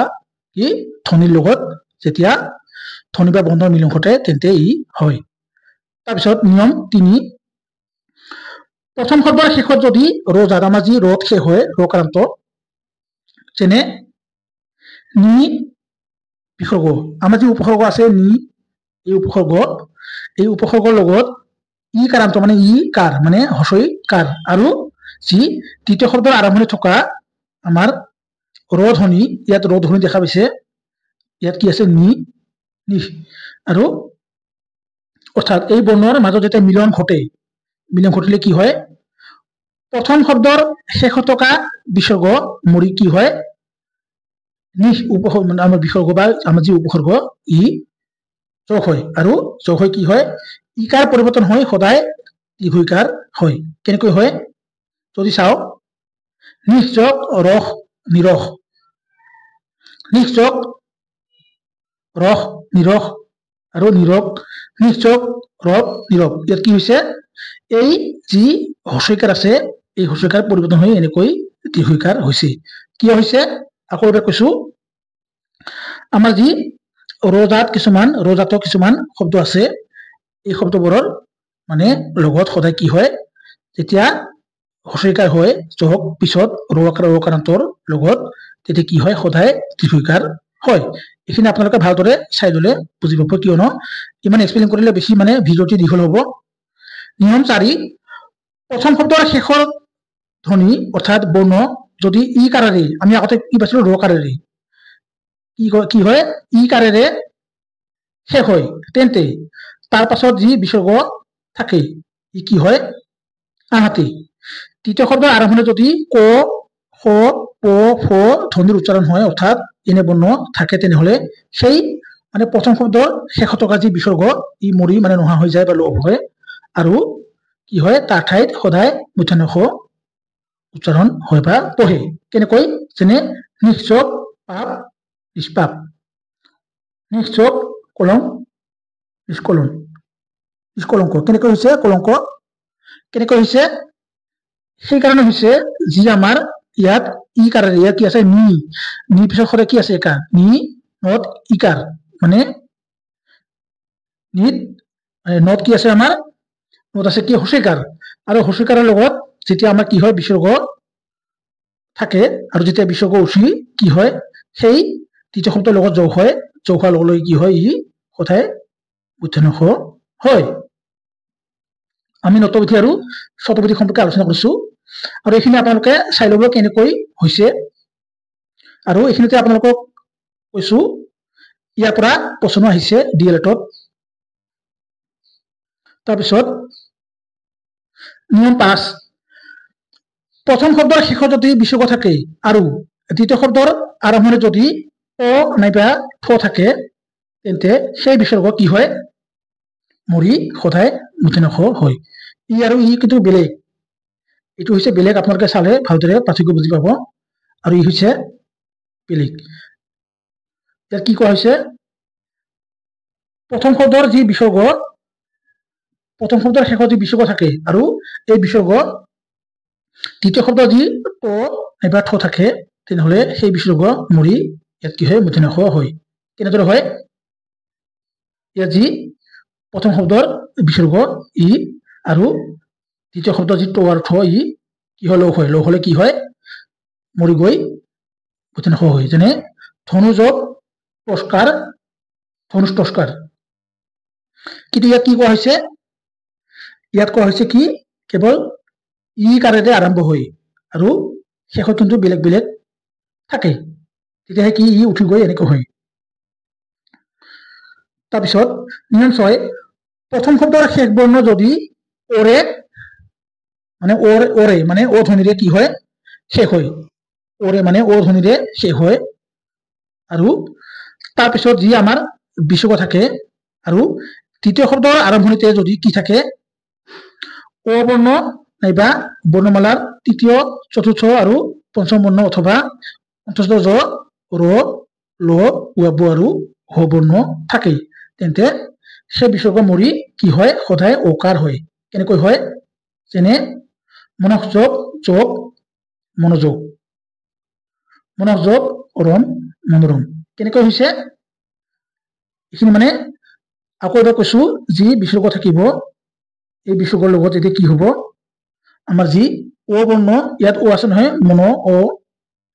তাৰপিছত আমাৰ যি শেষত মন আছে নহয় অ তাৰপিছত আমাৰ যি তৃতীয় বৰ্গ চতুৰ্থ বৰ্গ আৰু পঞ্চম বৰ্গ নাইবা অন্তস্থ জ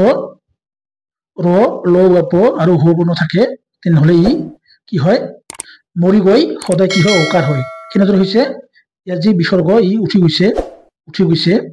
আৰু এই মনোযোগ হৈছে আৰু মনোৰম হৈছে আৰু আছে কিছুমান উদাহৰণ যেনে মনোযোগ হৰ মনোহৰ ততযোগ অধিক ততোধিক ইয়াত কি আছে অ আছে এনেদৰে ই হৈছে এতিয়া প্ৰশ্ন যিখিনি আমাৰ ডিএলএড পিডিএডি টেষ্টত প্ৰশ্ন আহিছিল আপোনালোকে এই প্ৰশ্নখিনিৰ উত্তৰ দিবলৈ চেষ্টা কৰিব যেনে হিমালয় শব্দটোৰ শুদ্ধ সন্ধি ৰূপটো হৈছে নায়ক শব্দটোৰ সন্ধি ভাঙিলে পোৱা যায় মানে কি পোৱা হয় দেৱাসুৰ শব্দটোৰ শুদ্ধ সন্ধি হৈছে ৰূপটো হৈছে কি সতী শব্দটোৰ শুদ্ধ সন্ধিৰ ৰূপটো হৈছে কি নীৰৱ শব্দটোৰ ভাঙিলে কি হব সন্ধি ভাঙিলে কি হব এনেকুৱা ধৰণৰ প্ৰশ্ন আহিব নিশ্চয় শব্দটোৰ সন্ধি ভাঙিলে কি হব গতিকে এইখিনি আমি আলোচনা কৰিলো যি আমাৰ স্বৰসন্ধি ব্যঞ্জন সন্ধি আৰু যি বিসৰ্গ সন্ধি মানে স্বৰবৰ্ণ ব্যঞ্জন বৰ্ণ আৰু যি আমাৰ বিসৰ্গৰ আমাৰ যি বিসৰ্গ সন্ধি মানে স্বৰবৰ্ণ আৰু সন্ধি মানে হৈছে কি ধ্বনিৰ মিলন এই মিলন আমি যি কৰো আৰু কৰিলে আমি যিখিনি আমি নিয়ম নীতি মানিব লাগে উদাহৰণ সেইখিনি আলোচনা কৰিলো গতিকে শেষত আপোনালোকে সকলোৱে এই প্ৰশ্নখিনিৰ উত্তৰ দিবলৈ চেষ্টা কৰিব শেষত জয় অসম